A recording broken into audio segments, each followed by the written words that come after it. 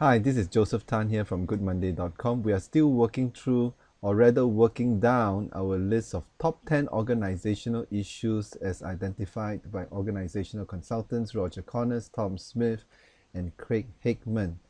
We have covered programmatics, cross-functional strife, senior management development, and for today our focus is on poor performance. Let's go through the basics. What is the number one responsibility of the manager?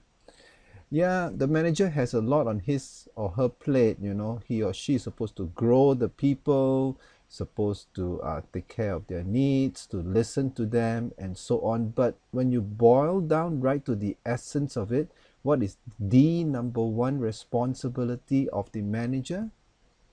You guess it, the number one responsibility of the manager is performance, and not just performance, but high performance, sustainable performance. It is not just a one-time off performance, but a performance that is ongoing, a performance that is sustainable. That is an issue in most organizations today.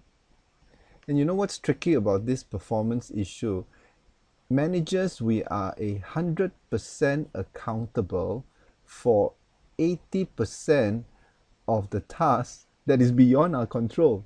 Meaning 80% of our tasks are delegated to others and we need to monitor their performance, but we are 100% accountable. So this is the dilemma that we are in. We are 100% accountable for 80% of the tasks that are delegated to others to do. So how do we ensure that there is performance? There are three performance mindsets that we as managers need to have. Number one, we must care enough to confront. And not only just to confront, but to confront as early as possible. This confrontational mindset is key to ensuring high performance. Most of us are very good at communicating expectations, but when actual performance falls below par or below expectations, what do? It's not only what we do, it's what we don't do. It also communicates a message, because what happens is that if we do not confront and if we do nothing, your doing nothing is interpreted as a message as well. Because human nature is such that unless we confront underperformance, unless we confront and let the other person know where he or she have fallen below the expectation, human nature is such that it would tend to decline towards compromise. Because human beings tend to set their own comfort as their own standard, tend to think about their own comfort zone as to the measure by which they need to do their things. So when we keep quiet and do not confront, the message we are sending out is this: the standards of the employee is acceptable.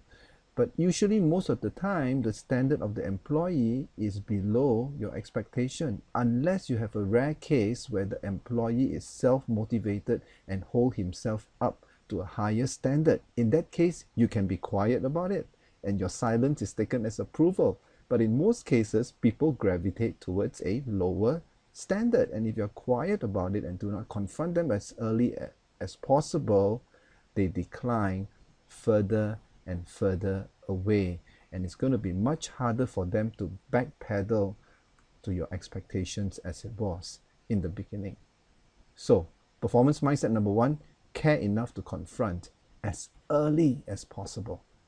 Performance mindset number two: be diligent enough to repeat yourself.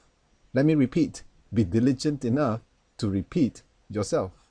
I was told that pilots in the airline industry, whenever there is a policy change, the management makes sure that it is repeated 7 times in 7 different ways.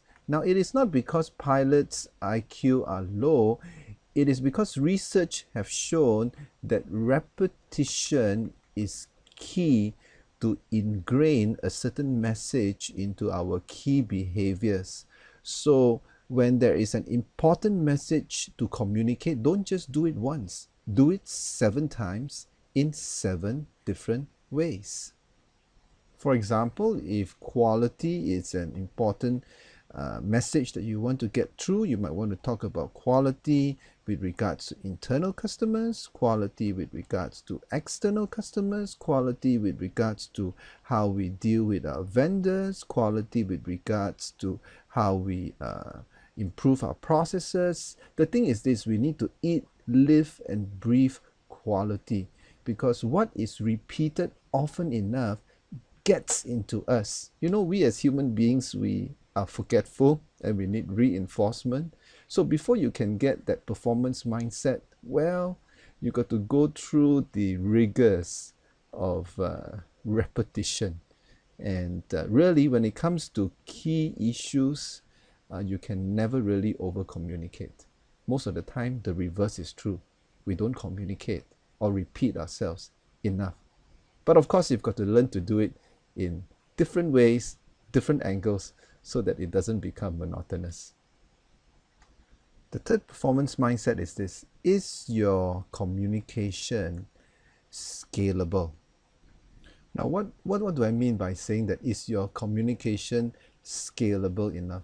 Now, most of us have got not much of an issue communicating our expectations one level down. Okay, we ask our direct report to be doing this for us and so on. But whatever that you communicate in terms of the expected performance, is he then equipped to communicate it down to his subordinates and this person to the other person? And when it finally hit the operations where the rubber meets the road, does this guys here really understand what you want? Because sometimes as a leader, we tend to communicate in high-level languages with not much specifics in terms of dates, in terms of figures, in terms of timeline, and more importantly, relating the measurements to each level's job description and responsibility is key. Because by default, people tend to have a silo mentality and they interpret the world around them according to their narrow definitions of their job description. So your expectation of performance, is it communicated in a language that is operational? Is it communicated in a language that is transferable, so that different ones along the expectations chain, along the communications chain, is able to take the instructions given and translate it into actual action and performance? So even though you might start off with a very high level motivational message here, make sure that along the way you have people who can help you to translate that motivational language into operational measurements, into operational KPIs, into operational terminology, that people at the operational level can actually start to do something with what you expect them to do. Or else what we have is a communication breakdown, and it will not lead to high performance. So I'll encourage you, once in a while, walk the shop floor. Once in a while, go to operations, check whether if what you have communicated did actually reach the grassroots and received in the way that you thought or you meant for it to be. So at the root of it, poor performance comes from poor confrontational habits. Next, it comes from poor repeatability, meaning that we don't talk about it enough in different ways so that it didn't get in. And then thirdly, poor scalability. We speak in a way that is only easy for us to understand, but it never gets translated in a way that the people at the operations really understand. This is Joseph Tan here from goodmonday.com. Thanks for watching.